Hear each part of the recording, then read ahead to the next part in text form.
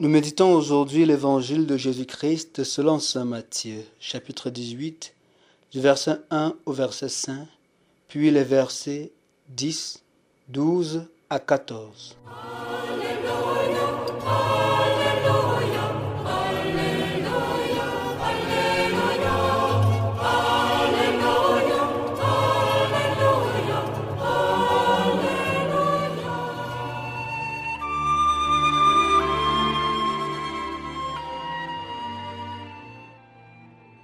À ce moment-là, les disciples s'approchèrent de Jésus pour lui dire « Qui donc est le plus grand dans le royaume des cieux ?»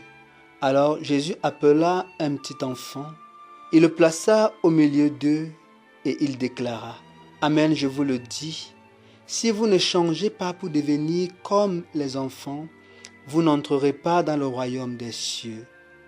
Mais celui qui se fera petit comme cet enfant, celui-là est le plus grand dans le royaume des cieux. Et celui qui accueille un enfant comme celui-ci en mon nom, il m'accueille moi.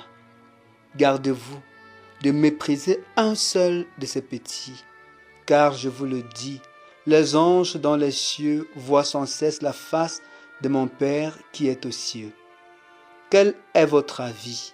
Si un homme possède 100 brebis et que l'une d'entre elles s'égare, ne va-t-il pas laisser les 99 autres dans la montagne pour partir à la recherche de la brebis égarée? Et s'il arrive à la retrouver, amen, je vous le dis, il se réjouit pour elle plus que pour les 99 qui ne se sont pas égarés. Ainsi, votre Père qui est aux cieux ne veut pas qu'un seul de ces petits soit perdu.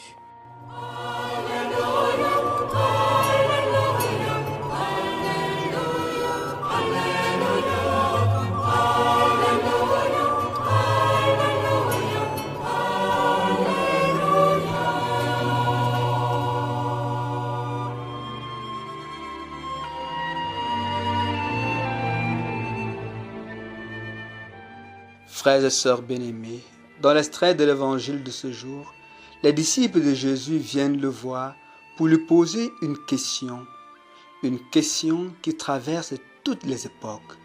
Ils le disent en effet, « Qui donc est le plus grand dans le royaume des cieux ?» Pour répondre, Jésus choisit de ne pas faire de longs discours. Il prend un petit enfant qu'il place au milieu d'eux et leur dit, si vous ne changez pas pour devenir comme cet enfant, vous n'entrerez pas dans le royaume des cieux.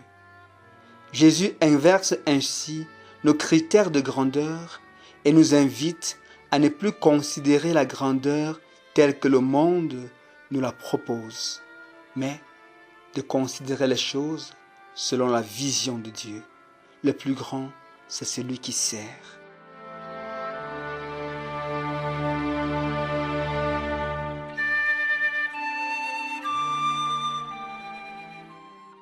Bien-aimés, la vraie grandeur chrétienne consiste à s'abaisser pour se faire serviteur. De fait, quand Dieu nous comble de talents et de grâces, quand il nous comble de bénédictions multiformes, c'est pour que nous puissions, à notre tour, les utiliser pour servir les autres, servir les plus petits, les faibles, et non pas pour les asservir et les écraser. Ceux qui le font s'attaquent directement au Seigneur. Et c'est pour cela que Jésus nous met en garde en disant « Gardez-vous de mépriser un seul de ces petits, car, je vous le dis, les anges dans les cieux voient sans cesse la face de mon Père qui est aux cieux. » Oui, Dieu ne reste pas indifférent aux cris des petits et des faibles. Et si ces derniers crient à cause de nous, c'est que nous sommes les plus à plaindre de tous les hommes. Rappelons-nous toujours que quand un pauvre crie, le Seigneur entend.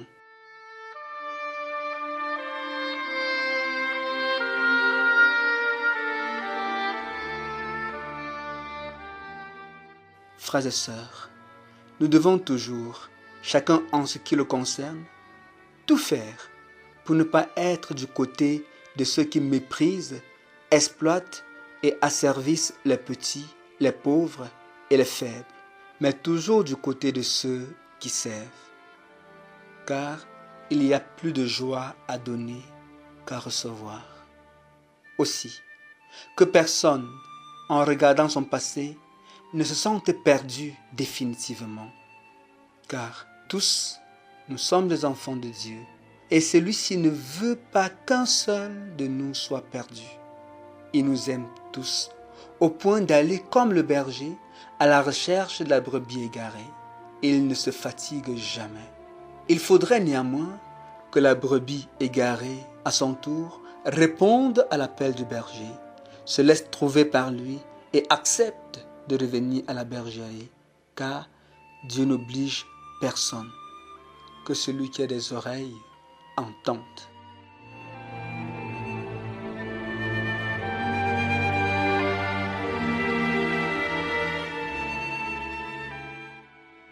Mon frère, ma sœur, est-ce que parfois tu ne te sers pas un peu des autres plutôt que de les servir?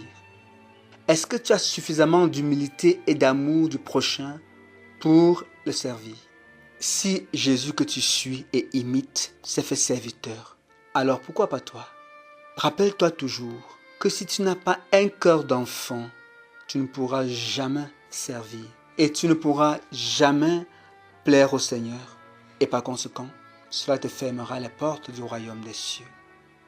Je t'invite donc, bien-aimé, à faire tout ce que tu peux pour faire taire un peu en toi les appétits d'orgueil et de grandeur. Oui, prends la petite décision, ne serait-ce que pour cette journée, de rendre un vrai service à au moins 2 personnes. Rends service sans rien attendre en retour. Fais-le. Fais-le avec joie et le Seigneur te le revaudra. Qu'il te bénisse, qu'il te garde et te comble de toute grâce. Au nom du Père et du Fils et du Saint-Esprit. Amen. Je n'ai pas